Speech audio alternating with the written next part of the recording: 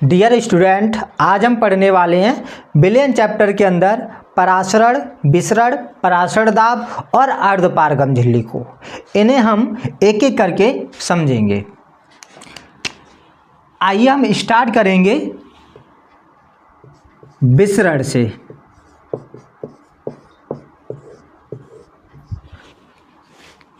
विसरण हम क्या बोलते हैं?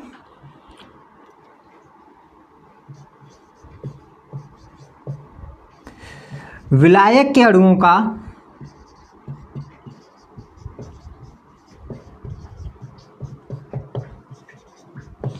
अधिक सांद्रता से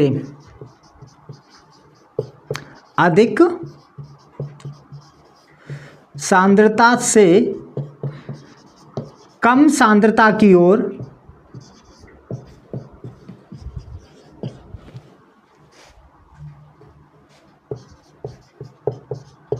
अधिक सांद्रता से कम सांद्रता की ओर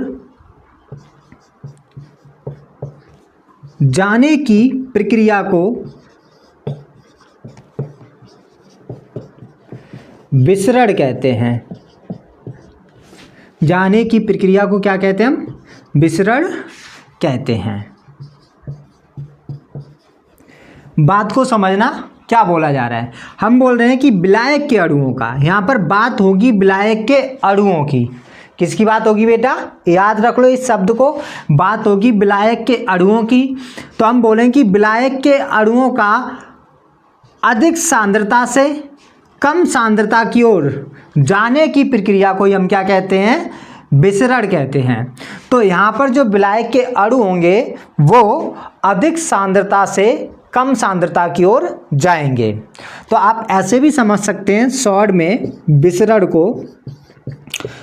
कैसे? यहाँ पर जो विलायक के अणु हैं, विलायक अणु है ना, ये जो है ना वो अधिक से कम की ओर जाएंगे। विलायक के जो अणु होंगे वो अधिक से कम की ओर जाएंगे। अधिक मतलब अधिक सांद्रता से कम सांद्रता की ओर ये जाएंगे। तो आप क्या बोलते हैं? आप बोलते हैं कि विलायक के अणुओं का अधिक सांद्रता से कम सांद्रता की ओर जाना विसरण कहलाता है।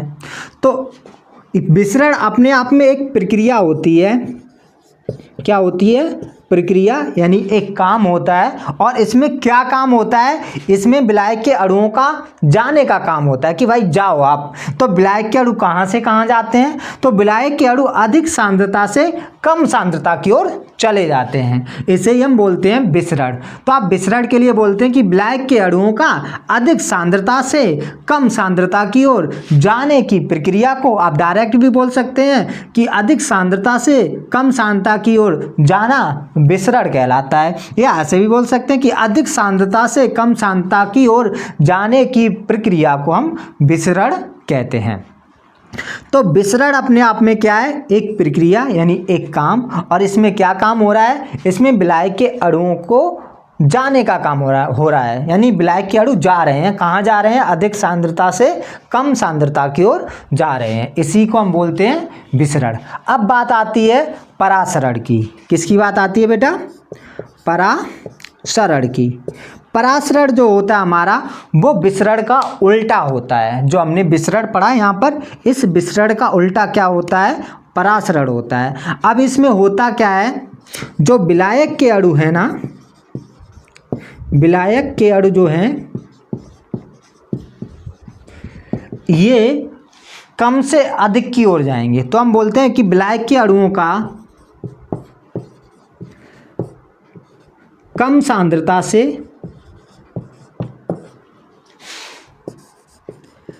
अधिक सांद्रता की ओर जाना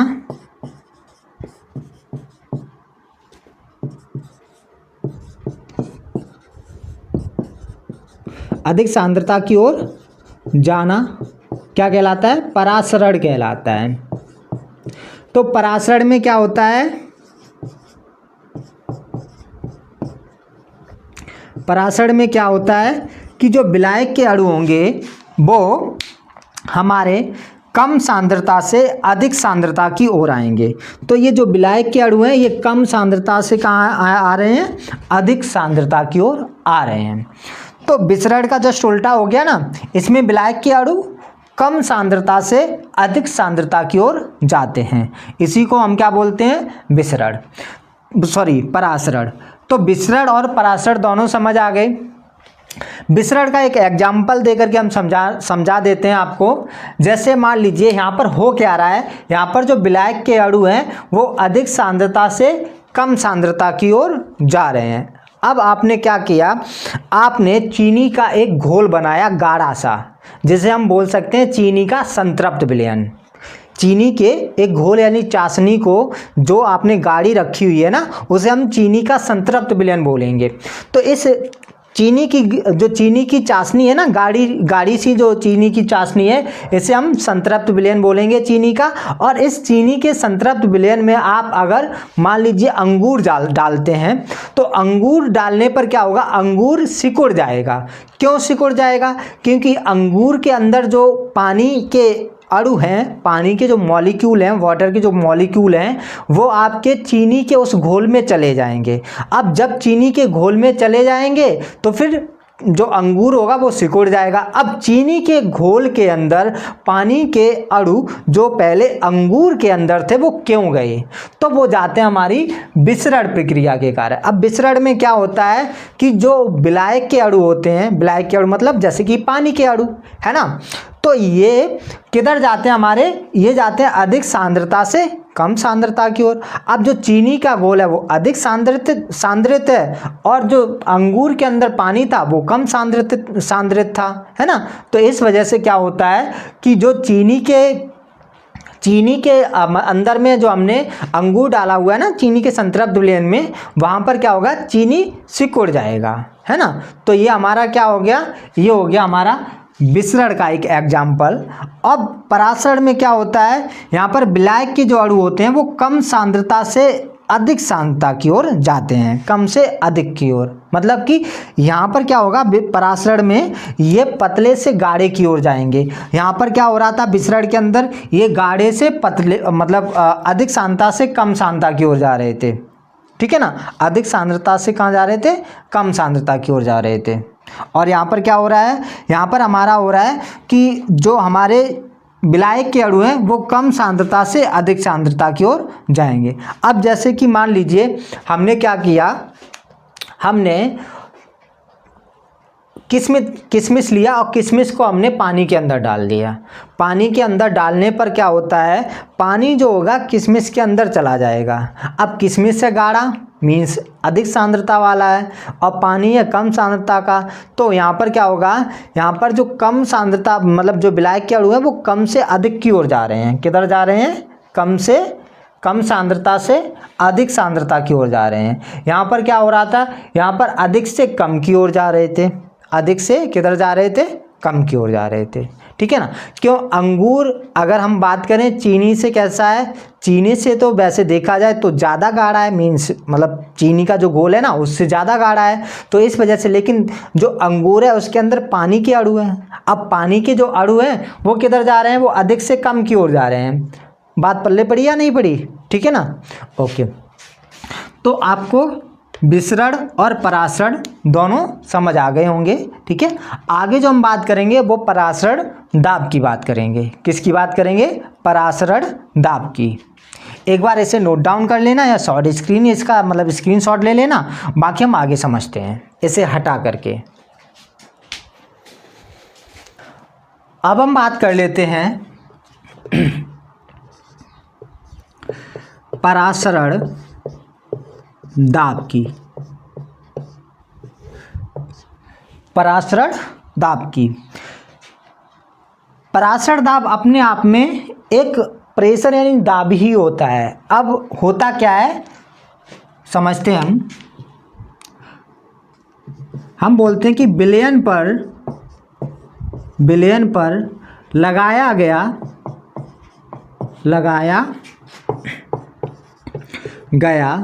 वह बाहरी दाब, बाहरी मतलब आउटर प्रेशर, ठीक है, बाहरी दाब जो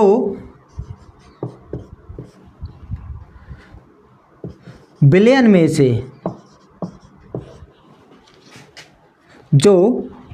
नहीं, अर्धपारगम झिल्ली में से, ठीक है, जो अर्ध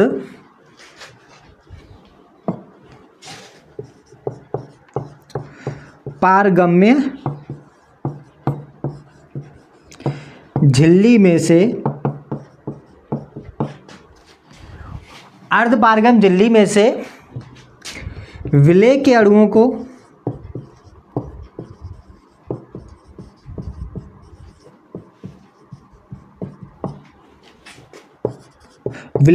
को पार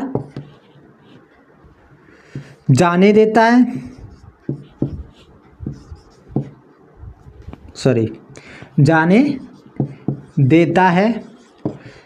लेकिन विलायक के अणुओं को नहीं जाने देता है। विलायक के अणुओं को नहीं जाने देता है।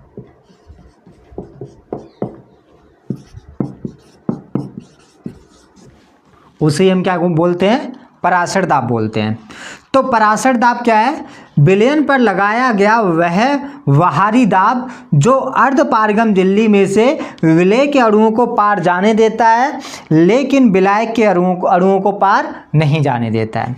अब नॉर्मली क्या होता है, जैसे आपने कभी चाय बनाई है ना, जब आप चाय बनाते हैं तो उसमें विलेय और विलायक अलग अलग पदार्थों को मिलाया जाता है। कुछ विलेय पदार्थ होते हैं, कुछ विलायक होते हैं। जैसे जब आप चाय बनाते हैं तो किन किन सामग्री का इस्तेमाल करते हैं? चाय बनाते हुए आप पानी, दूध, चाय पत्ती, इसके अलावा कुछ लोग जो है ना उसमें अदरक वगैरह भी डालते हैं, ठीक है ना। तो अब इन जिन सामग्रियों की हम मतलब इस्तेमाल में ले रहे हैं, वो जो हमारी चीज़ें हैं उनमें जब हम चाय बन जाती है और छानते हैं तो हम देखते हैं कि जो विलायक के अणु होते हैं वो छलनी में से बाहर चले जाते हैं, लेकिन जो विलेय के अणु होते हैं वो नहीं जा पाते हैं। जैसे चाय पत्ती है तो चाय पत्ती का जो रस होता है वो तो उसमें पानी वगैरह दूध में मिल करके बाहर जाता है, लेकिन चाय पत्ती अपने आप में उस छलनी के ऊपर ही रह जाती है, वो छन नहीं पाती है ना। लेकिन यहाँ पर उल्टा होता है। यहाँ पर क्या होता है, जो पराशर दाब है इसमें होता क्या है, छलनी का जो काम कर रही होती है वो अर्धपारगम झिल्ली कर रही होती है। छलनी का जो काम कर रही होती है वो कौन कर रही होती है? अर्धपारगम झिल्ली। अब अर्धपारगम झिल्ली में से हम करते क्या है, विलयन को छाना हमने।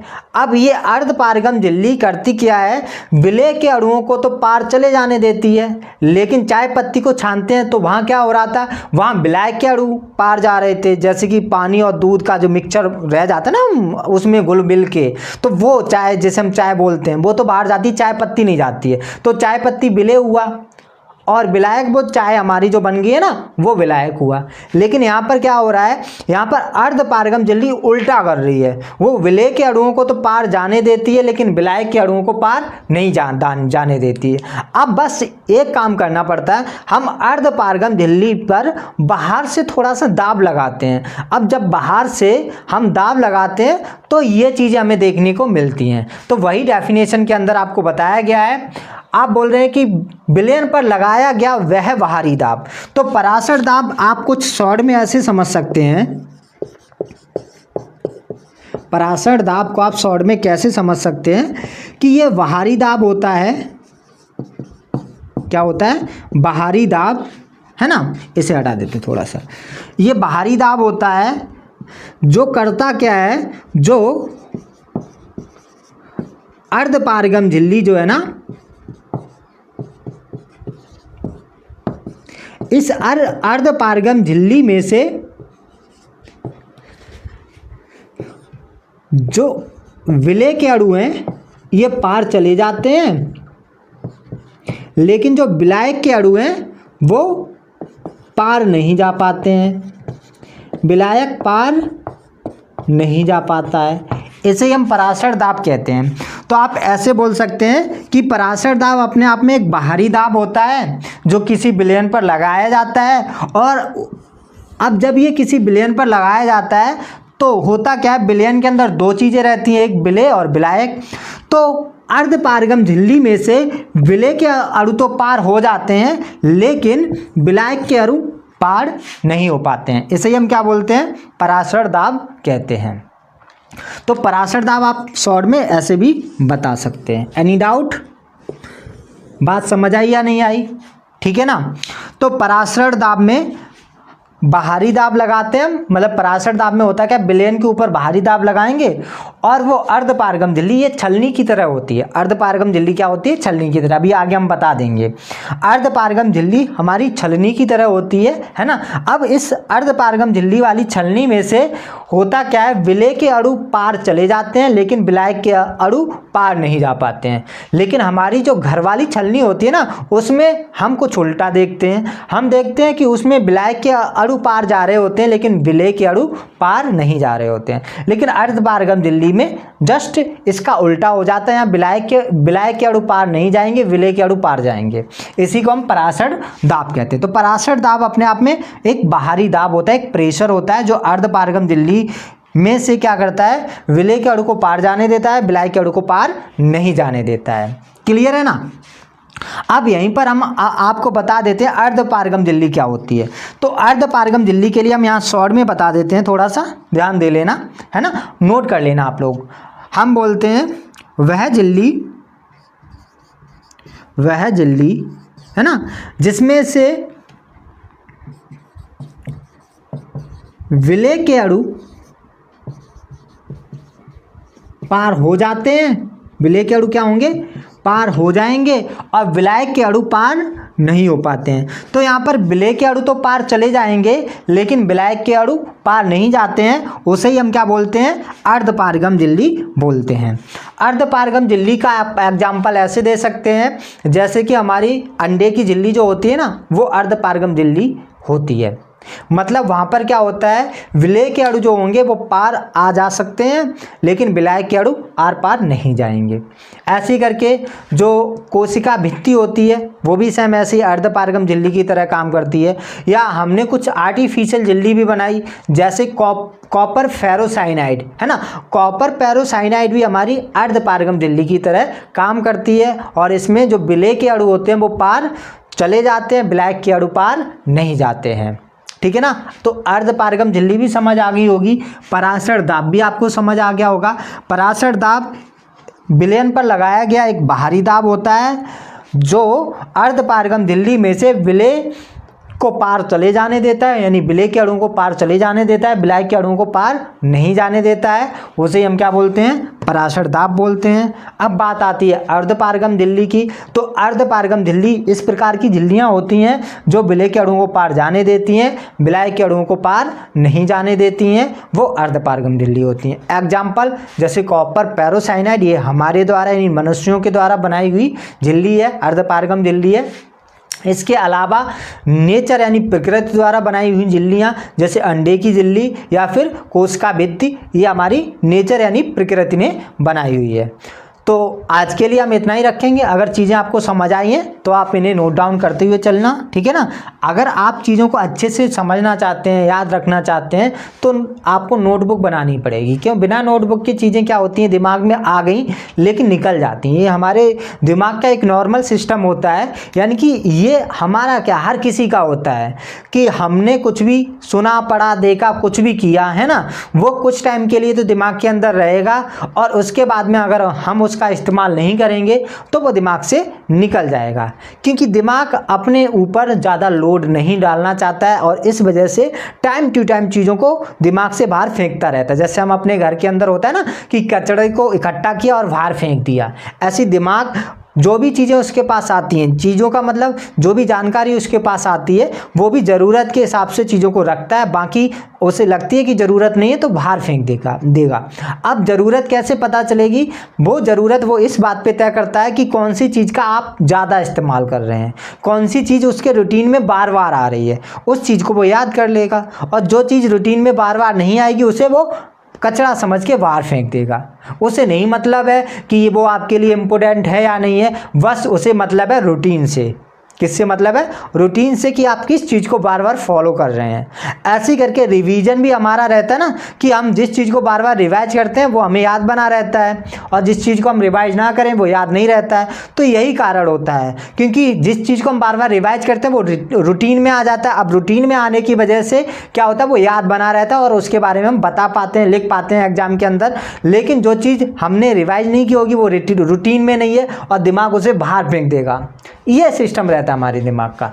तो इस वजह से आप नोट्स बनाते हुए चलें, जैसे कि आगे चलने पर आपको, यानी आगे जब आप रिवीजन करें तो नोट्स का इस्तेमाल कर पाएँ। बाकी वीडियो पसंद आया हो तो वीडियो को लाइक ज़रूर कीजिए। देखो आप स्टूडेंट हो, है ना, अब क्योंकि आप ऑनलाइन पढ़ रहे हो, आप यूट्यूब पे पढ़ रहे हो। अब होता क्या है कि जब आप YouTube पे ऑनलाइन पढ़ रहे होते हैं तो मुझे नहीं पता चलता है, यानी टीचर को नहीं पता चलता है कि भाई बच्चे को समझ आया या नहीं आया। अब इसे पता करने का एकमात्र तरीका ये है कि जो वीडियोज हमने डाले हुए हैं यूट्यूब पर, है ना, वो उस पर जितने व्यूज़ हैं उन व्यूज़ में से कितने लाइक हैं, कितने % लाइक हैं। लाइक से ये चीज़ पता चलती है कि सामने वाले बच्चे को समझ आ रहा है या नहीं आ रहा है। अगर आपको वीडियो समझ आया हो, ठीक है, टॉपिक पढ़ाया हुआ समझ आया हो, तो आप वीडियो को लाइक ज़रूर करें। इससे मुझे ये पता चलेगा कि हाँ, जो भी बच्चे देख रहे हैं उन्हें वीडियो समझ आ रहा है। और दूसरी बात ये कि चैनल भी सब्सक्राइब कर लें। अगर आपने अभी तक चैनल सब्सक्राइब नहीं किया हुआ है तो कर लीजिए। इससे क्या होगा, इससे ये होगा कि हमारी जो भी वीडियो होंगी, आने वाली वीडियो होंगी, उसकी जानकारी आपके पास में पहुंच जाएगी। जब आप चैनल सब्सक्राइब करके रखते हैं तो होता क्या है, यूट्यूब हम जो भी वीडियो अपलोड करेंगे ना वो आपके पास पहुंचा देगा। नोटिफिकेशन बेल ऑन कर देंगे तो एक नोटिफिकेशन भी दे देगा कि हाँ वीडियो आ गई है। तो इस तरीके से आप चैनल सब्सक्राइब ज़रूर करें, क्योंकि इसका बेनिफिट आपको भी मिलेगा और मुझे भी मिलेगा। ठीक है ना, आपके पास में लगातार वीडियो पहुंचेंगी, आप लगातार सीखेंगे, और मेरा पर्पज़ यही है कि आप सीखते रहें। बाकी हम आज के लिए इतना ही रखते हैं। ठीक है, अपना ध्यान रखिए, पढ़ते रहिए और आगे बढ़ते रहिए।